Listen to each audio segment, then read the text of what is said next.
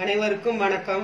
இன்னைக்கு நம்ம மதுரை சமையல்ல டீ கடை வெங்காய வடை பண்ண போறோம். வாங்க பார்க்கலாம். இந்த வீடியோ பார்க்கறதுக்கு முன்னாடி சேனலை சப்ஸ்கிரைப் பண்ணாதவங்க பண்ணிக்கோங்க. பக்கத்துல இருக்க பெல் பட்டனை கிளிக் பண்ணிக்கோங்க.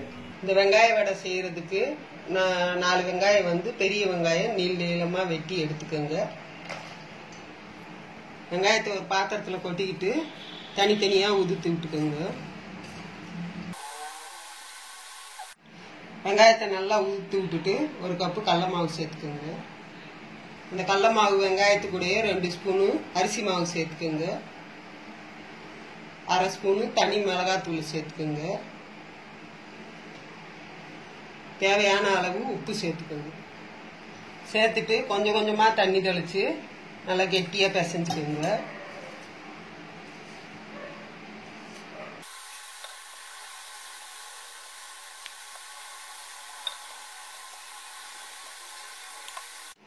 லேசா தண்ணி தொளிச்சு நல்லா கெட்டியா பிசைஞ்சுக்கோங்க. வெங்காயத்திலேயே கொஞ்சம் தண்ணி வரும், அதனால கொஞ்சமா தண்ணி விட்டு நல்லா இந்த அளவுக்கு கெட்டியா பிசைஞ்சு எடுத்துக்கோங்க.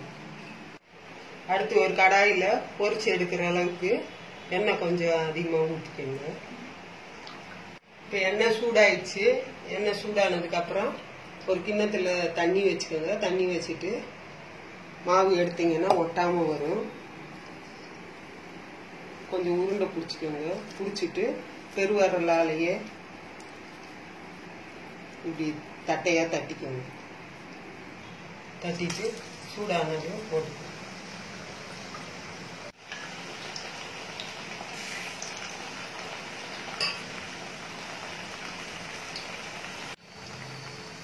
வடை போட்டோடனே பரட்டி விடாதீங்க.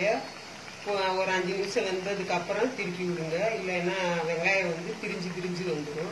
இப்போ கொஞ்சம் வெந்துருச்சு, திருப்பி விட்டுக்கலாம்.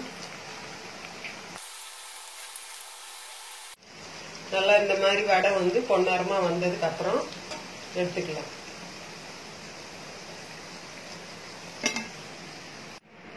வெங்காய வடை ரெடி ஆயிடுச்சு. நீங்களும் உங்க வீட்டுல ட்ரை பண்ணி பாருங்க.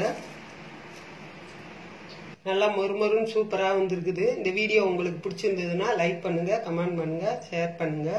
இதே மாதிரி ஒரு அருமையான ரெசிபியோட அடுத்த வீடியோவில் சந்திப்போம். நன்றி.